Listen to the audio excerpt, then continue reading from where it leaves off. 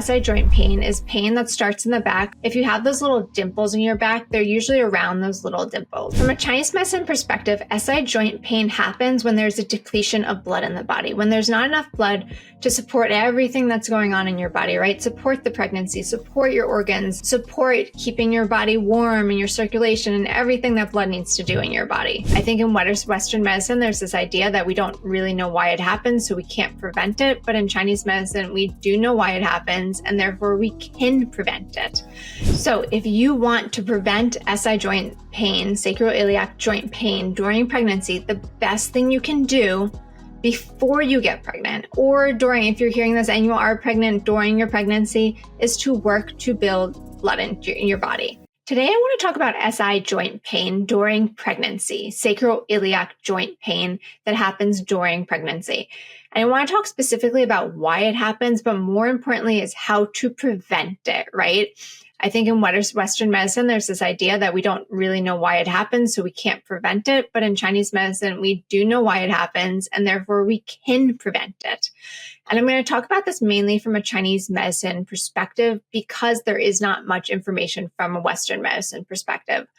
The Western medicine perspective is mainly that it has to do with fluctuation of a woman's hormones and maybe some weakness in the pelvis and some weakness in your joints, which what does that really mean? Because when every woman is pregnant, there is a fluctuation of hormones, and not every woman ends up with SI joint pain, with sacroiliac joint pain. So what is the SI joint? So the SI joint is a joint that's located on the pelvis near the sacrum, and it attaches from the sacrum to the upper part of your thigh bone. So the main function of this joint is to handle the weight of your upper body and handle shock from things like movement and extra weight in it, right? So it's meant to absorb that shock and that extra weight of holding a pregnancy also. Now, if you're not sure if you have SI joint pain, it's always best to get it checked out by a professional, but typically SI joint pain is pain that starts in the back. So your SI joint, if you have those little dimples in your back, they're usually around those little dimples. So the pain will start around there.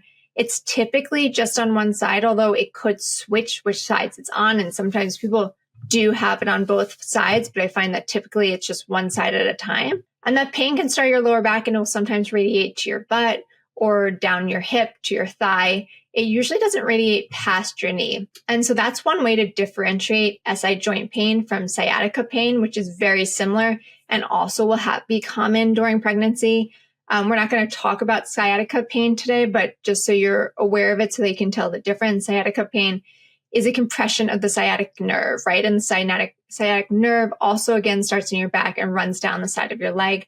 The difference is with sciatica, it will be usually more of a tingling or stabbing pain, a nerve type pain. With SI joint pain, it tends to be more of a dull, achy pain. Now, that being said, just because it's a dull, achy pain, it can be extremely painful.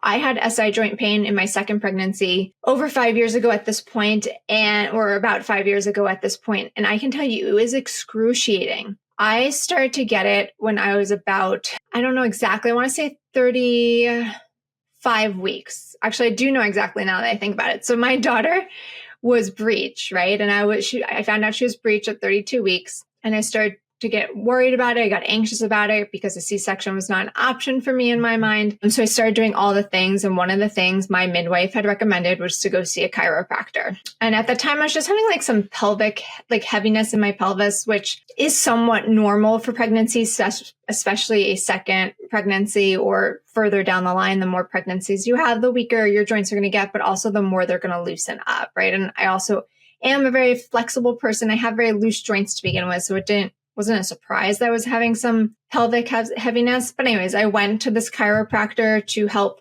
quote unquote, make space in my hips to help the baby turn. I guess that's what it's meant to do. And I don't know, she cracked me and I walked out of there in pain.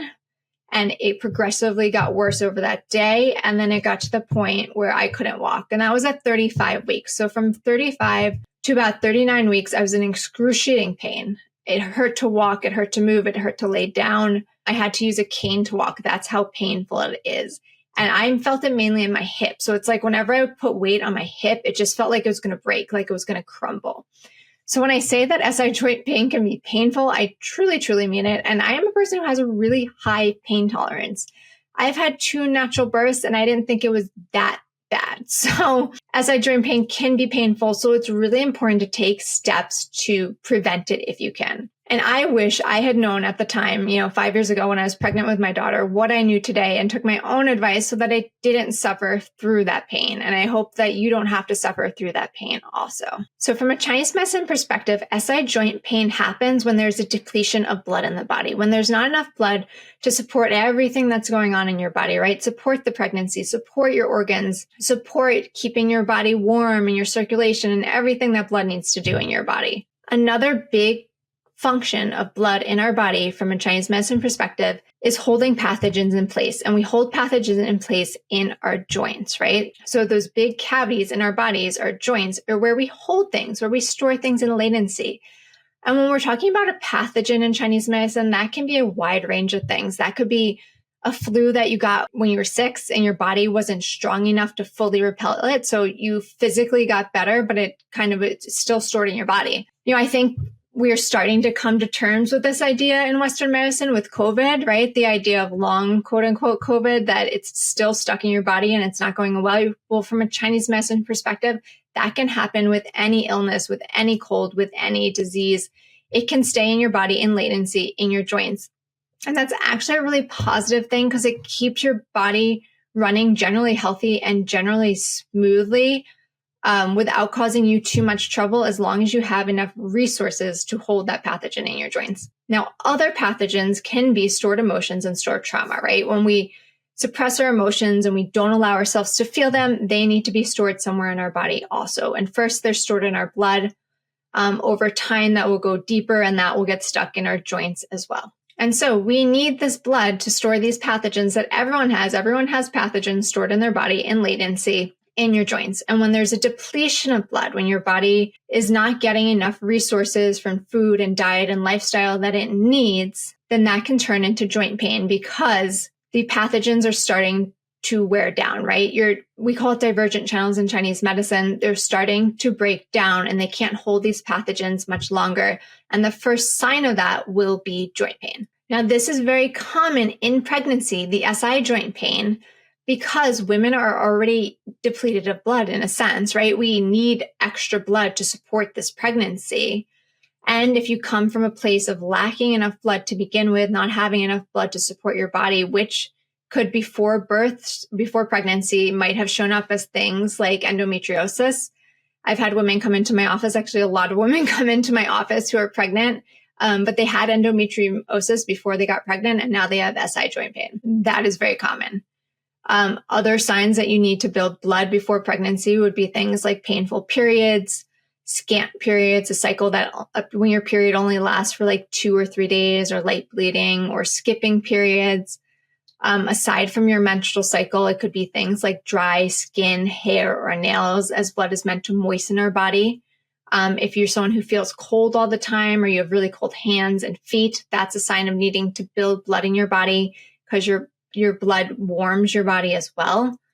Low circulation would be a sign of not having enough blood in your body, not having enough blood to get to all parts of your body. So having really cold hands and feet. And brain fog and feeling dizzy are also signs of a depletion of blood, as well as migraines. Again, it's not having enough resources to finance every aspect of your body. So typically what I see is that women who already had some of these symptoms before getting pregnant end up with SI joint pain during pregnancy. And I am one of those women. I was chronically blood deficient, for lack of better words, for a lot of my life. And when I got pregnant with my second child, I already had one child who was 18 months, and I was still fairly depleted from that one child, right? So if you want to prevent SI joint pain, sacroiliac joint pain during pregnancy, the best thing you can do before you get pregnant, or during, if you're hearing this and you are pregnant during your pregnancy, is to work to build blood in your body. And the best way to do that is to eat a diet rich in blood-building foods. And the main blood-building foods are things like red meat. You can eat small amounts of red meat daily. And when I say small amounts, I mean, like 2 to 6 ounces, not a 16-ounce steak in one sitting. That's hard for your body to digest and assimilate, but small amounts of red meat, your body can digest and assimilate. Also, if you can and you have access to it, it's really important to get good quality meat. So grass-fed and organic when possible, or know the farm or where your meat's coming from. Other sources besides red meat are cooked leafy greens. They must be cooked. If you're eating cold leafy greens, that is not going to support building blood in your body because it's harder for your body to break down and digest those nutrients and then use those nutrients to create blood, right? Your body needs to be able to digest and assimilate the food that we eat, and cold foods are harder for our body to assimilate. So cooked leafy greens. Red foods in general are known as blood-building foods. So things like beets are really wonderful for building blood. Raspberries are really wonderful. What I like to do is take a bag of frozen raspberries, organic frozen raspberries, and just stew it in a pan. So it's kind of like a raspberry soup, and just eat that. It's really tart. I like tart flavors, so it doesn't bother me. You could add some sweetener to it, but that's a really wonderful vegetarian option for blood-building foods. And foods like red beans, red lentils, black beans, red lentils are also really wonderful for building blood in the body. Eggs, fatty fish, marbled meat. If you want a full list of blood-building foods, just email me or DM me and I'm happy to send it to you. Classical Chinese medicine is another really wonderful way to build blood in your body using the divergent channels, which I mentioned are those channels that start to break down when we don't have enough blood.